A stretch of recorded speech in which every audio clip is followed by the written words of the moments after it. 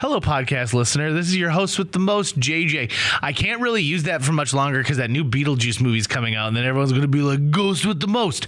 That's besides the point. This episode of JJ Meets World, we're going to unpack some trauma, and to be quite honest, you better listen to the end of this episode because there's a real twist. Sit back, relax, and enjoy this episode of JJ Meets World.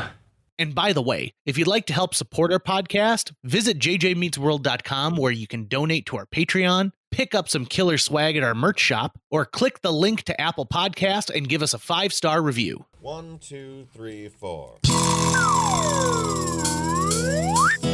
J.J. Gordon, sort of like that Indiana Jones, in that he's always sniffing out his next adventure. Yes, he is. He's always interviewing guests so he can have them on his show and they can talk about pop culture, arts, and leisure. J.J. has his flag unfurled and he likes his french fries curled, and he's fun and then he twirled as he goes to meet the world. He will march into the rain even if his ankle sprained. Take a peek inside his brain. This podcast is called JJ Meets World. Tucker, I want to tell you about a book that I gave up on, which is rare for me because even like a crappy movie, I will see it through. There's only a couple that I had to turn off. So you're saying you typically finish books whether or not you like them? Yeah, because I feel like I give it at least halfway through before I get a real feeling. And at that point, I think I'm already halfway through. I should probably just finish this. But this one, closed, done, no more. It's called You Meddling Kids. And it should be a book that is right up my alley. The premise of the story is, what if Scooby-Doo was real and these kids had a detective agency and solved an actual real like crime? But what happens 25 years later when this person gets out of jail who had been, thwarted by kids, and like what happens to them? Okay. So the book starts with the parole hearing for this guy who had dressed up in a salamander costume to pretend to be the ghost or the like creature from like Shiny Lake because he's trying to drive real estate prices down.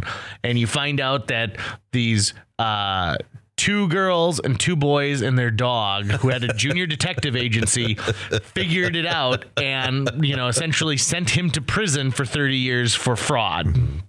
And so he gets out of jail and you find out what's kind of happened to these kids since then. And one of them becomes a Hollywood heartthrob, but dies of a drug overdose. One of them is a hapless bartender who's not able to do anything with their life. So one of the kids is just dead. They're just not even there anymore. Right. And like the book is done in a lot of flashback to like these. And it's 25 years? It's 25 years. So the dog has to be dead. Dog's way dead. Yeah. Long since dead. Yeah. And when I pitched that idea to you, like, what if Scooby-Doo was real, but it's after they've all grown up, right? It sounds like a combination of Scooby-Doo and It. Yeah, it's exactly what it is.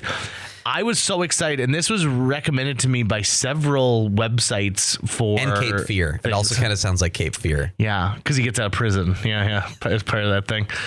I was really excited for this book, and I start reading it, and I'm like, okay, well, there's some weird, like, descriptors, and I'm probably like 50 pages in, and I'm like, God, when's this going to get good? And so then I get further, and I'm like, oh my God, this isn't hitting anything else. So I get further, and I'm like, I think that the author tried to write this as a screenplay. And they're like, this doesn't work as a screenplay. You're going to have to, I'll just change it to a book. And so these scenes will make total sense in narrative form, but they don't. And I feel horrible.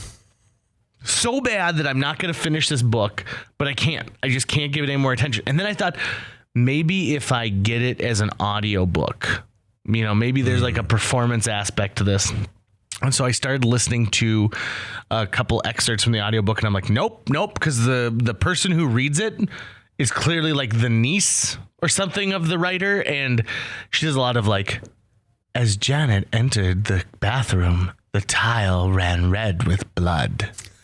And I was like, oh my God, this isn't even worthwhile to listen to. This is garbage. So I swapped it over, and I've been listening to Mel Brooks's All About Me, his autobiography. read by Mel Brooks. Oh, Much better. oh, Really knows his subject. He is so just like any really great comedian and director, he knows how to tell a story. Yeah, he's got his own. I mean, he's got his own voice, his own style. It's Right. very Mel. Mel Brooks is a shining beacon where you can tell. Oh, that's Mel Brooks right there. There's no mixing him up with someone else. Right. I mean, he is so incredibly unique in who he is and that's really the thing that has punctuated his entire career is that Mel Brooks is unto himself, like a weird, just a weird dude, Spaceballs the toilet paper. Spaceballs the flamethrower. Like the kids love that one.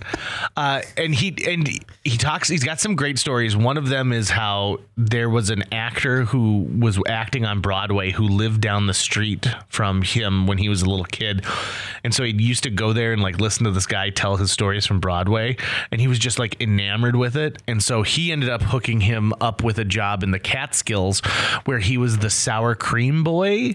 And he explains about how in the 1930s in the Catskills, sour cream was like decadent to people. And so they would have a bowl that would be full of sour cream. He goes, and they put sour cream on anything. He's like, they put it on blintzes. They did this. He goes, occasionally someone would just take a spoonful and eat it like that. They love their sour cream. And so his job would be, you take this bowl that's sour cream and replace it with another bowl that has sour cream in it. And he goes, I would be doing this 5, 6, 7 times a meal. Wow. And so he made a suggestion at one point that they just put out a bigger bowl for the sour cream. And someone in the kitchen goes, that's how you get yourself fired. Like, don't tell him something like that. That's stupid. But he describes all of the jobs that he had working in the Catskills and getting to watch these comedians who were on what they called the Borscht circuit. And so like that's fascinating. Then he talks about how when he signs up to fight in World War II, he joins and he tells them like, well, I'm actually a comedian. And so I write comedy. And so I'd like to be, in the comedy corps. And they're like, okay. The clown corps. Yeah. So he goes to basic training and, his drill sergeant is there and he goes, I'm here reporting for duty. I'm with the comedy. I'm with the entertainment corps. And then the guy's like, yep. Okay. So what you're going to do is you're going to do this training and stuff like that. And he's like, great. And then he looks around and he goes like, I'm doing the same thing everyone else is doing, but I guess, okay. So I understand, I will probably be in war zones. So I should probably know a little bit about what I'm doing. And so then they're like, we're going to put you on artillery. And he's like, yeah, but I'm supposed to be part of the comedy corps. And they're like, yeah, this is all part of it. He goes, I was in basic training for 3 weeks before I realized they were just placating me. And that I wasn't getting moved to an entertainment division. I was a soldier and they just didn't want to deal with me complaining. So he has this funny story about how the Army provided them with these earplugs that were awful and they would fall out of your ear. And so when you're next to this giant artillery, like your ears would just ring and ring and ring. And so an older soldier said, what you need to do is take a cigarette and take some of the tobacco out and then roll the ends and then stuff that in your ears. Like it works as just wadding. And so he goes, so I did that for like, a year of my life while I was helping with his artillery. And many years later, when he was going in to get the insurance physical before he directed Blazing Saddles, he was getting checked out and a nurse looked in his ears and she like recoiled back. And she was like, are you feeling okay? He's like, yeah, I'm fine. And she was like, okay, well, I'll be back in a second. She brings in like another nurse and then a doctor. And they're like, we're very worried. We think that you have jaundice of the ear, which we've never seen or heard of. And they said the inside of your ear is yellow. And so he explains that, well, the tobacco probably stained the inside of my ear and he like the wadded up cigarettes. And they're like, oh, well, we've never seen that. And he goes, well, just chalk another first for Mel Brooks. But he's got a very interesting story about how, we think that the war ends and everyone gets shipped home right away, right? Well, there's an amount of time where the United States Army, along with the other armies of the world, push their way all the way to Berlin, even after there's been a surrender, just to kind of take over and like flush out anything that's left and yada, yada, yada. And so he goes, there's a span of like 6 months where he is still in Europe, but World War II is officially over. And at that point, he is put in charge of entertainment. And so it was his job to line up social clubs and... Such a tired boy this morning. I am. I don't know why. Maybe I need to drink crush more of that DC. But so his job was to put together entertainment for all these soldiers who aren't having to fight in battles. They're literally just, helping clear some rubble and things like that. And he goes, it was an education in finding burlesque dancers. And they gave him like an old Nazi general's car, like this gigantic, beautiful German car with no top. So he's driving it around everywhere. And he goes, it's the nicest car that I had ever been behind. And he goes like, he'd meet, there'd be a woman like singing in a field, and he'd be like, Guten Tag, Fräulein, and he uses like minuscule German to like ask her if she wanted to become, a jazz singer for the night. And he'd be like, bitte, into my Volkswagen. And he goes, I got to drive beautiful women around Germany, like collecting them for these shows. And he had this amazing story where he talked about he was put up for like a week in this small farmer, like the small farming town, and there was a little boy who came up and who didn't know a lot of German, and his name was Gunther, and just would like hang out and like watch the Americans. English? Didn't speak a lot of English. Sorry. And he would Gunther sounds like someone who would know German. Right? And so he just kind of sit there, and Mel Brooks said like, I had the best like meals and things like that because everything was farm. They made their own sausage and they were boiling their own potatoes and all of these things. And so his time there influenced a lot of his feelings towards like what Europe is. And so they're filming a movie, and he chartered a plane to take them to this small town. And he went there with like some of his good friends, and they went, and he's like, this is the farmhouse. And the farmhouse was still there. And so he knocks on the door, and this gigantic man answers. And Mel Brooks is about to say like, I stayed here. And the man goes, Mel? And it was the grown-up version of this kid, and he goes, he embraced me, and we both cried, like, because he had been such an influence. Like, this kid had been an influence on Mel's life, and Mel had been an influence on his life. It's just, so even outside of making some of the greatest comedies of all time, you get these amazing stories. He tells an amazing story about Dustin Hoffman and how, so his wife is Anne Bancroft, who he married and was not successful when they married. She was already a pretty successful Broadway actress moving into film, and they're getting ready to make The Producers. And before he had met Gene Wilder, Dustin Hoffman was cast as the Leo Bloom character next to Zero Mostel in The Producers. And Dustin Hoffman one day is standing outside Mel Brooks and Anne Bancroft's brownstone, townhouse, and he's throwing little rocks at the window. And so, like a guy who's courting like a mistress. And so, tink, tink, tink. And so Mel Brooks opens. He's like, it's 2:00 in the morning, and he goes, Mel, it's Dustin. Could you come down and take a walk with me? And it was 2:00 in the morning. What do you want? And he's like, shh, don't wake up your wife. And so he goes downstairs, and they go for this walk, and he explains that while he was committed to doing The Producers, he just got offered another role, and it's awkward because it's in a movie that Anne Bancroft was in. And he's like, and I really want to do it, but I don't want to disappoint you, and I know that it could give you some like marital strife. And he goes, well, what movie? And it's not The Graduate, is it? And he goes, yeah, it is. And he goes, oh my God, it's so much better than my movie. You got to do that. And so he says like, he goes like, you're welcome, world. I'm the one who brought Dustin Hoffman to you by convincing him to do a movie with where he seduces my wife. And I'm like, those are the kind of Hollywood stories that you miss hearing, right? Those little things about how things happen. Also, this last week, this is going to be a hard left. Wallace Amos died. Do you know who that is? I'm trying to picture him. Wally is what he went by. He was, I think, 93 years old when he passed away.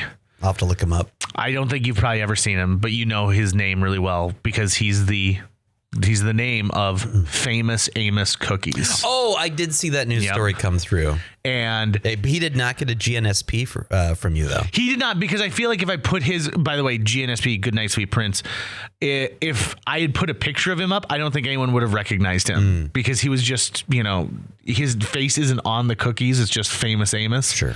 But he's got a unique story too, and how he just he made cookies and gave them to like his celebrity friends and stuff like that. And they're like, you should do something with this. And Helen Reddy and Marvin Gaye lent him $25,000 to start Famous Amos Cookies in the 1970s. How did he already know all these celebrities? He was like a big time broker.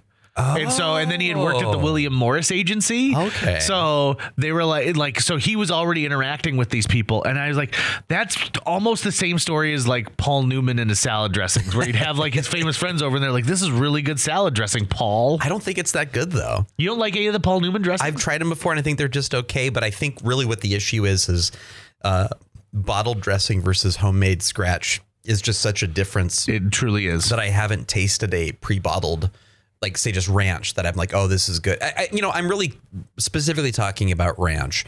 I haven't tried like vinaigrettes and Caesars and stuff like that, but the ranch wise, unless it's homemade buttermilk ranch, it's just not worth getting out of bed for. Have you tried the like any of the refrigerated ones, the non-shelf stable ones? Like Bolt House Farms has a ranch dressing that has to be refrigerated. I didn't know that was a thing. So if you go to the salad section of your local grocer, they've got a lot of dressings that are like that have like an expiration date like in the next 2 months because they have to be cold the whole time. They can't be out like, and so those are closer, but still probably so not like the same. So if you're like, oh God, I want ranch, but I don't want to make it, the ranch dressing you can get from like Bolt House Farms or there's a couple other brands are closest, but still not exactly the same. Yeah, I try to just make my own and put it in a jar and then eat it within a month. Yeah, basically. If that's even fresh. I mean, it might need to be 2 weeks. I don't really know. I have no way of knowing. I think about this. So like you use buttermilk, right? Mm-hmm. So I look at the expiration date on the buttermilk and I use that as my. That is smart. That's so what I'll do next time. Yeah, that's very smart. And then just write it on the jar. So be like, boom, done. Mm-hmm. I have a dressing to recommend. Do you like the kind of the tangy Caesar dressings at all? Yeah, okay. I like Caesar. So I love Caesar dressing, but I don't like creamy Caesar dressing. Okay. Ken's Steakhouse, which is a famous brand, and you can only get this one at Walmart. I don't know why, but their light Caesar dressing, it's an olive oil based Caesar dressing. Oh, it's the best. It's exquisite.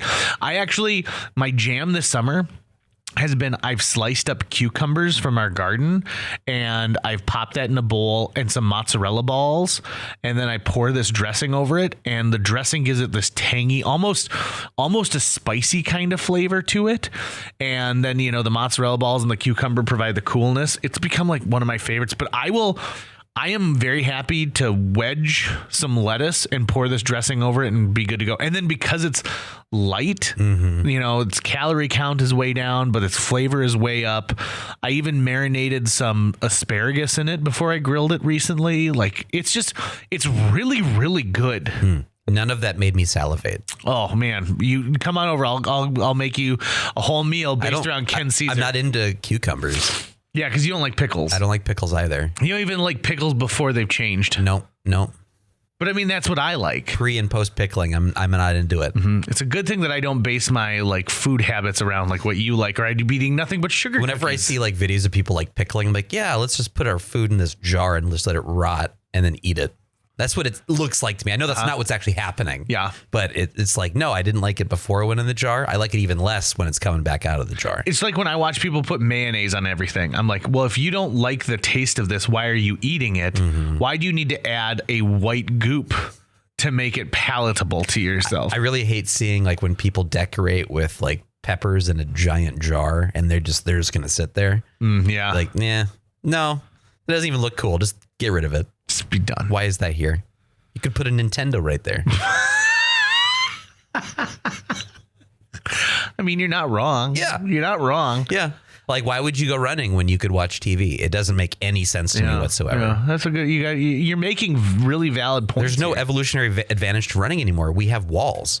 Like we have, the lions stay out. Was escaping. Yeah. Mm-hmm. Yeah. I mean, there's no other reason to do it. Mm-hmm. I mean, what if you are running to get an adrenaline high? Because I know people who run to. I know a lot of people who do that too. Gain that, but they haven't tried heroin yet. Yeah, good there point. There are easier shortcuts to get that feeling, and you don't have to make your lungs hurt. No, and you don't have to get tired. True.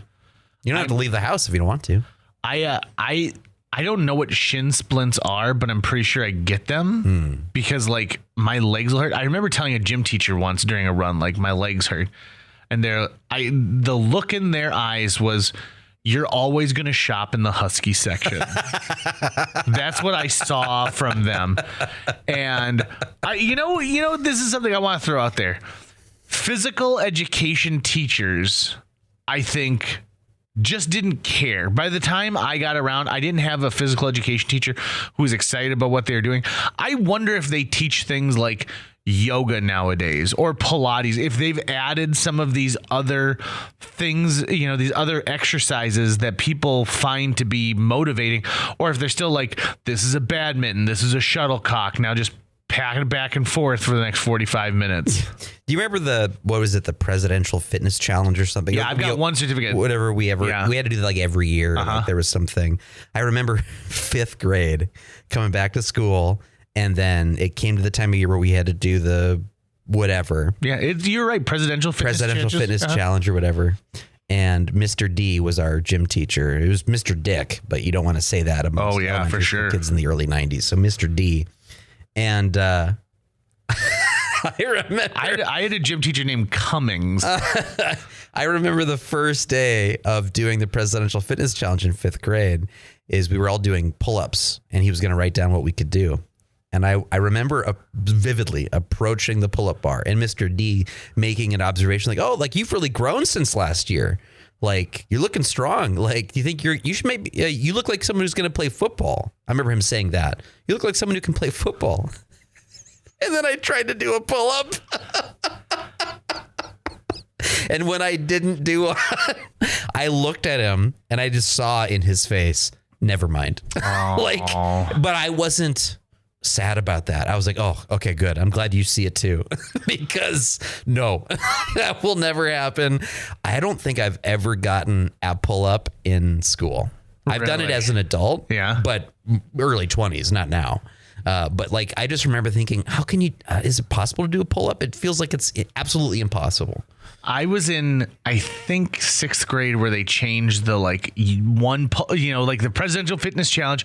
You had to do whatever on the 9-minute run, which is the mile run. Fuck, I hated and then that. you had to do the sit and reach, and you had to do a number of sit-ups, but they changed from you need to do one pull-up to one pull-up or hang for 60 seconds. And I thought to myself, if I'm going to do this, it's based on hanging. And so I hung and I got the 60 seconds, and I've always been tall, right? And so it felt really good because we had to go to the other gym where they had a taller like pull-up bar so that I could hang there, because all the other like little shrimps who I was with, like they could hang from this little one. So like there's a kid named Tyler who's a total jerk. I like just an absolute mean kid.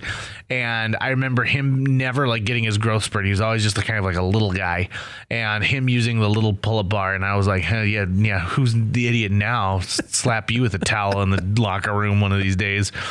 So I got the it was from President Bill Clinton, the Presidential Fitness Challenge certificate in 6th grade. That was the only year that I got the certificate, and I didn't keep it. I mean, I don't know if maybe my dad did. Wait, that's a national honor that was bestowed upon you. You don't have it anymore? No, I don't. You even went through the ceremony and everything. Right. I was surprised. I was more surprised than anybody when they're like, JJ Gordon. Yeah, when Bill Clinton shows up. Right. Yeah, exactly. Like to my school. Probably around the time of the flood. So he was touring the Red River Valley. Well, we were my middle school, or no, my elementary school. So not my middle school. My middle school didn't win any awards, but my elementary school was like a 3-year blue ribbon winner. It was called like the Elementary Blue Ribbon Award for like an elementary school that excelled in all these things and it wasn't about test scores. It was about like the culture of like an elementary school, but it was a big deal. Okay. And so they had a Never big heard of thing in our this. amphitheater every year, and our principal, Michelle Van Note, was always really proud of it, and she should be. But then like on year 4, they didn't win it. And then they had to have as soon as I left, they had already reserved the space at the hotel. Do you want to know how big of a kiss ass I was? I already know, but let's tell the audience. I ran into the principal from my elementary school a few years ago, and a few months ago, excuse me. And we were chatting, and I've seen her several times, and I know she listens to my radio show, and so that's great.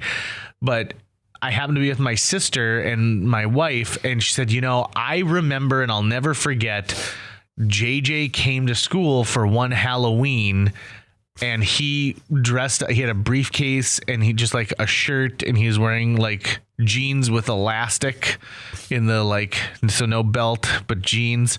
And she's like, he went as the principal's husband. And that's what he was. And we took a picture together in my office, and that's who you were. You were the principal's husband. And I was like, yeah, that makes sense. But I was held at knife point when I was in second grade. Did you know? No, first grade. When I was in first grade, did you know that on the playground? I think you said something about that. And like Michelle Van Oat took care of business. Yeah. Like she's the one who she like beat the shit out of that kid. Actually, no, I think it was we had our janitor named Ryan, who was like a younger guy, and he was the one who like essentially pulled this kid away who had a knife. And it was a dumb kid, right? Like it was a kid who had a pocket knife who probably had some stuff going on and was bullying and like didn't understand what he was doing. Now that I'm older, I totally understand how that can happen to a person, and needing a little bit of power in your life in some way, some kind of control. We should look him up though and have you pull a knife on him. Today? Yeah. Let's get this. Let's right the balances. The karmic scales have yet to be righted. I'll see what I can do. I don't even remember his name. He was like 3 grades older than I was, but I'm sure that there's some kind of a record somewhere. First we got to go talk to your principal because she'll remember who that was. Oh, do you think so? Oh, 100%. You think so? Yeah. If she's going to remember the kid who pulled the knife on the kid who dressed up as her husband for Halloween. That's going to stand out. I guarantee you no other kid ever did that.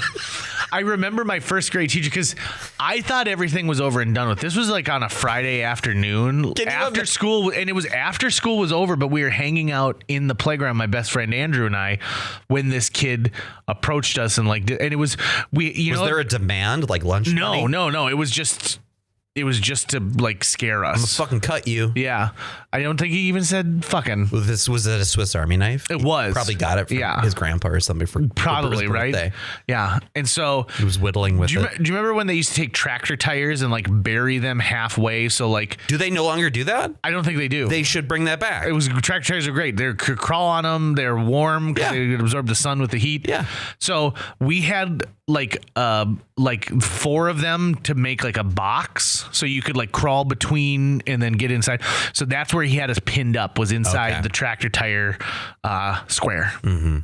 And I mean, I will remember like there's no tomorrow how we're looking at him and the sun's behind him, and then all of a sudden the sun disappears, and Ryan the janitor like picking that kid up by the back of his shirt and like pulling him over the tires. And like, like, what are you doing?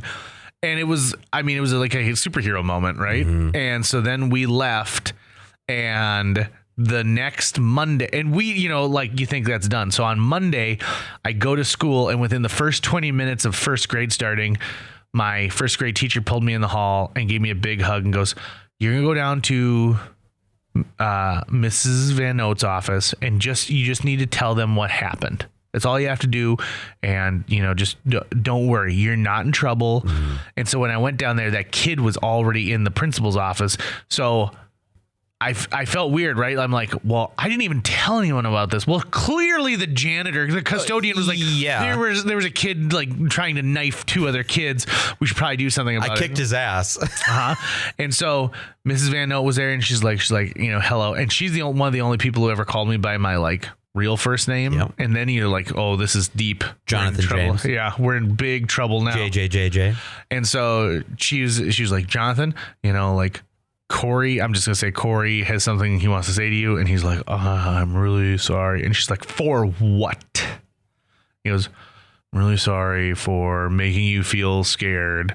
And she goes, for what? And she's like, I'm really sorry that I pulled a knife and made you feel scared. And, nowadays we have other words to describe, for like taking away your power, and things like that. But so he gave this. And then like, I remember her like putting her hands, and she's like, he is going to be suspended for like 4 days, and, whatever the rest of the punishment was. And she goes, is that all, do you need anything else? And I was like, no. And then I went back and we made a windsock that day out of paper. And I remember my first grade teacher being like, is everything all right? Is everything? And I was like, yeah. And I had never really realized, that was maybe the first time in my life that somebody had taken the time to say, we're looking out for you. You don't even know that you need this, right? And so I've always been chasing that feeling ever since, like somebody who's looking out for you in a way that you don't understand. And I've experienced it a couple other times when someone like acknowledges the fact of like, oh, you are having a moment that you don't even register as being, great or sad or traumatic, and I will provide something to you that'll be easier. When you went home after he pulled the knife on you, did you tell your parents about it at all? No. You didn't even say anything about it? No. So you were like, oh, I guess that's done. Yeah. Huh. I mean, I guess my thought was like, it's over. There's so much, like, as a kid, I didn't realize when I went to a movie that I'd ever see that movie again, right? Everything was finite. This experience is done. It's over. I 100% would have told my parents. Yeah. Oh, like within seconds. I mean, don't forget, I was also very neglected. So even That's if true. I went home, my parents might have been out playing quote unquote darts. I probably would have drinking. called up some of my friends and told their parents. Oh, yeah? I bet I would have. I would have called up Brady and Matt's like parents, like, just so you know, this happened to me. Wes is walking around with a knife. Wes, good pull. Good name. Yeah. What other names could this bully have been? Well, I'm thinking of Kurt, the kid whose older brother, it wasn't really technically pulling a knife, though I thought that's what was happening. I went to school with a kid named Wes, and his older brother one time grabbed me and held up to my throat from behind me what felt like a knife. And when I got away from him, it was a plastic knife, so one that really wouldn't have cut me, but I could just feel it, right? And I could just feel the tongs of it, and he was threatening me, and I got away from that. But he was a troubled kid. Like, how did this become our, like, when we were held up by knives podcast? Why is this trauma coming out right now on this podcast? Yeah, I don't know. I mean, that's where we go, where the conversation takes us, JJ. Can I tell you an idea I have for a podcast series? No. Okay. Of course you can. It's called the Trauma Cast. And what it is, does it not already exist? There are plenty of them, but I feel like I would be a good guide for people to like talk through their trauma. And so the thing is that you do a pre-interview with people to find out like what they're going to be talking about, because you don't want every single episode to be about the same type of trauma, right? Yeah. But we've already heard some like this. Let's not talk about that trauma. Right, exactly. Be like, listen, boring. I get it. You had problems with alcohol, but nice to meet you, Homer. Yeah, but like, do you have a different bend on it? But I think we live in the society where people like to hear other people's trauma because they can either relate to it, or in a weird way, they're like, glad that didn't happen to me. And I think that there's a real audience for that type of thing. And I'm not trying to be exploitative. I'm trying to give people an I'm not forcing anyone. Right. But some, talking out, it's just like therapy, right? Talking it out and putting things into words. There are, it took years until I finally talked to someone about the knife situation. I mean, I was in high school before that happened. And there have been other things in my life where, oh my God, I've never actually talked about this with anybody. And I should get this off my chest. And then you feel unweighted. Yeah. So that's why you should look up that kid, pull a knife on him, and then you can trauma bond. There you go. Yeah. Be like, this is how you made me feel. Actually, wouldn't it be better if he had a son?